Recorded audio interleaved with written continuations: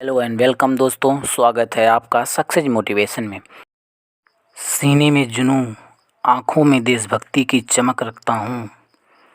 दुश्मन की सांसें थम जाएं, आवाज़ में वो धमक रखता हूँ। लिख रहा हूँ मैं अंजाम, जिसका कल आगाज़ आएगा। मेरे लहू का हर एक कतरा इंकलाब लाएगा। मैं मिथिलेश यादव आज बात करूँगा अमर शहीद भगत सिंह की। 1960 में इनका जन्म हुआ। लियालपुर में इनका गांव, जो कि लाहौर में पड़ता था, जो अब पाकिस्तान में है। माँ विद्वती कौर, पिता किशन सिंह। बचपन से ही एक स्कूल था, जो लाहौर के स्कूल में, ब्रिटिश का स्कूल था जो लाहौर में ही पढ़ता था। उन्होंने उस स्कूल को ज्वाइन नहीं किया। दयानंद एंग्लो वैदिक, जिसे अब डीएवी के नाम से जाना जाता है, में उन्होंने पढ़ने के लिए चुना। शुरू से ही इतना पढ़ाई में तेज़ थे कि बचपन में इन्होंने 50 किताबें स्कूल के टाइम में ही पढ़ डाली, जो कि इनके स्कूल से रिलेटेड नहीं थी। स्कूल से पुस्तकें भिन्न थीं, जो कि इनके सिलेबस में भी नहीं थी। Political reform, social reform, economical reform में इनका बड़ा इंटरेस्ट था। वे इन सब किताबों को पढ़ा करते थे। इनमें एकाकी की भावना थी। हर तरफ जिधर उठते बैठते खाते पीते, हर तरफ आज़ादी आज़ादी आज़ादी। 13 अप्रैल 1919 को जालियांवाला बाग हत्याकांड हुआ, जो इनके घर से लगभग 40 किलोमीटर दूर था। वे इतने छोटे बच्चे थे, 11-12 साल की उम्र थी, तब भी वे जालियांवाला बाग पैदल चले गए। उसी जालियांवाला बाग में पहुंचकर वे आवाज़ें जो गूंज रही थी, वो उस कुएं में, जिसमें जनरल डायल ने गोली चलवाई थी और उसमें सैनिक मरे हुए थे खून से लथपथ, वो कुआं, वो उसमें कूद पड़े और वहाँ उस मिट्टी को, खून से लथपथ मिट्टी को एक बोतल में भरे और भरकर अपने घर ले आए। वे इतना सन्न हो चुके थे कि वे कुछ भी नहीं बोल रहे थे। उनकी बहन पूछती थी, क्या हुआ, बोलो। तो वह उससे बताते हैं कि मैं इस खून का बदला, जो बोतल में उन्होंने खून भर रखा था, वे बोले, इस खून का बदला, अपने शहीदों का बदला मैं अंग्रेज़ों को अपने देश से भगा कर लूँगा। और उस दिन उन्होंने अंग्रेज़ों को मार भगाने का निश्चय किया और प्रण कर लिए कि मैं अंग्रेज़ों को भगा कर ही रहूँगा। जब इनके पिता खेतों में काम किया करते थे, वे पूछते थे, गुठली क्यों बोई गई। उनके पिता आमों की गुठलियों को बोते थे। वे बोलते थे कि इससे आम का फल लगेगा, इससे आम का वृक्ष तैयार होगा जब, और इस पर फल लगेगा। वे बोलते थे, मैं बंदूक बोऊंगा जिससे बंदूक उगेगी, काफ़ी सारी बंदूकें मैं बनाऊंगा और अंग्रेज़ों को मार भगाऊंगा।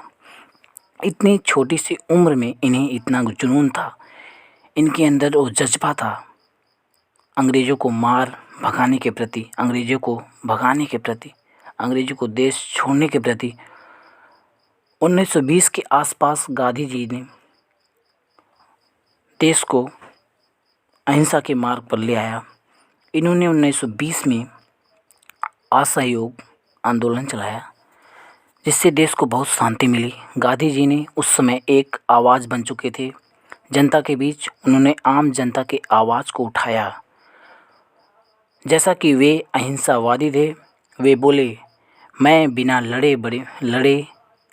बिना लड़ाई किए, बिना बंदूक उठाए, बिना हथियार उठाए, मैं अंग्रेज़ों को अहिंसा के बल पर भगा दूंगा। ए नॉन कोऑपरेशन मूवमेंट, जो आपने हिस्ट्री में इसे तो पढ़ा ही होगा। ये कहते थे, गोरों का बनाया, गोरों का लाया, गोरों का सब सामान रिजेक्ट करते जाओ, ये खुद ब खुद पागल होकर के भाग जाएंगे। मैं देश को आज़ाद करा दूंगा, वो भी अहिंसा के बल पर। मैं शांति को अपनाकर अपने देश को आज़ाद कराऊंगा। मेरे देशवासियों, आप लोग इस बात का यकीन करें।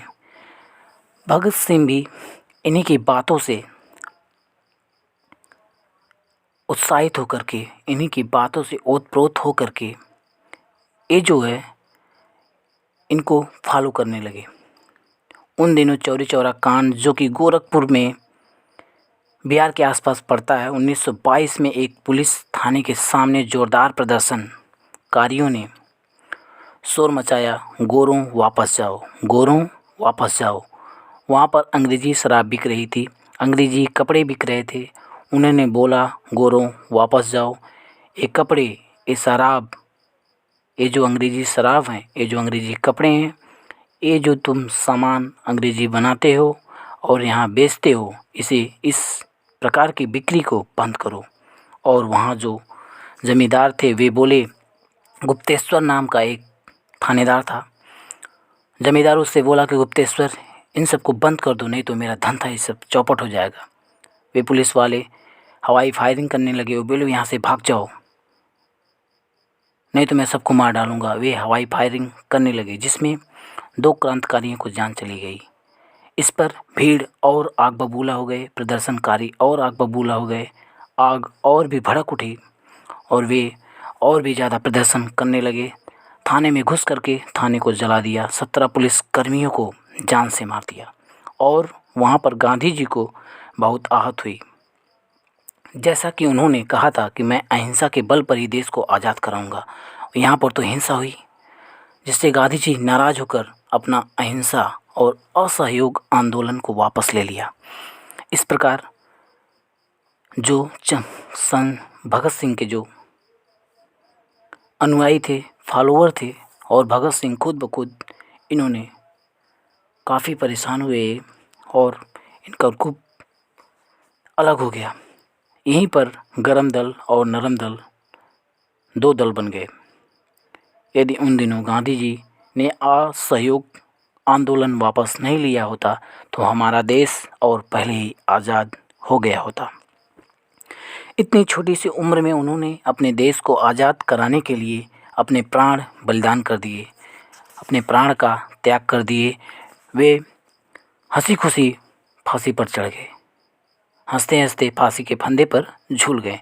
अपने जिद और पागलपन की वजह से सरदार भगत सिंह को कौन नहीं जानता, जिन्होंने हंसते हंसते फांसी के फंदे को चूमा था। यदि कोई बंदा जान ले कि हमें भगत सिंह की तरह जिद्दी बनना है, हमें भगत सिंह की तरह जिद्दी बनना है, तो वह बंदा ज़िंदगी में कुछ भी बन सकता है और कुछ भी पा सकता है। वो अपनी माँ से कहते थे, मरकर भी लाल तेरा मरेगा नहीं, घोड़ी चढ़कर लाते हैं दुल्हन सभी, हंसकर तो कोई फांसी चढ़ेगा नहीं। भगत सिंह ने कुछ न सीखा। भगत सिंह से यदि आपने कुछ नहीं सीखा तो हमें उनको दोबारा मरने देने जैसा है। ना जाने कौन सी नज़र लगी पैरों को, तमाम उम्र चलते रहे और चलते रहे, पहुँचे कहीं पर नहीं। तमाम उम्र चलते पहुँचे, तमाम उम्र हम चले मगर पहुँचे कहीं पर नहीं। ऐसा होता है, ऐसा होता है दोस्तों। हम में से कितने लोग, कितने ही काबिल लोग चलते तो हैं मगर कहाँ चले जाते हैं ये पता नहीं चलता। हम में से कितने लोग जो कि बहुत ही काबिल होते हैं, लक्ष्य को चुनने में इतना देर लगा देते हैं, इतना टाइम लगा देते हैं कि तब तक वो टाइम निकल चुका होता है। इसलिए दोस्तों, लक्ष्य को टाइम पर ही चुनें और उसको पाने का हर संभव प्रयत्न करें। हमें इनके जीवन से यही सीख मिलती है कि हमें अपने जीवन में किसी किसी काम को करने को लेकर क्रांतिकारी बनना भी ज़रूरी है, क्योंकि इससे एकाकी की भावना पैदा होती है और जुनून आता है। उस काम को करने के लिए जुनून आता है। किससे? एकाकी की भावना पैदा होने से हमारे अंदर जुनून और वो जज्बा पैदा होता है। और हाँ, यदि आपने शहीद भगत सिंह से कुछ सीखा तो हमारे चैनल को सब्सक्राइब करना ना भूलें और बेल आइकन को दबाकर सब्सक्राइब करें और मोटिवेशनल वीडियो प्राप्त करें। ज़माने में मिलते हैं आशिक कई, मगर वतन से खूबसूरत कोई सनम नहीं होता। नोटों में भी लिपट कर, सोने में सिपट कर मरे शासक कई, मगर तिरंगे से खूबसूरत कोई कफन नहीं होता।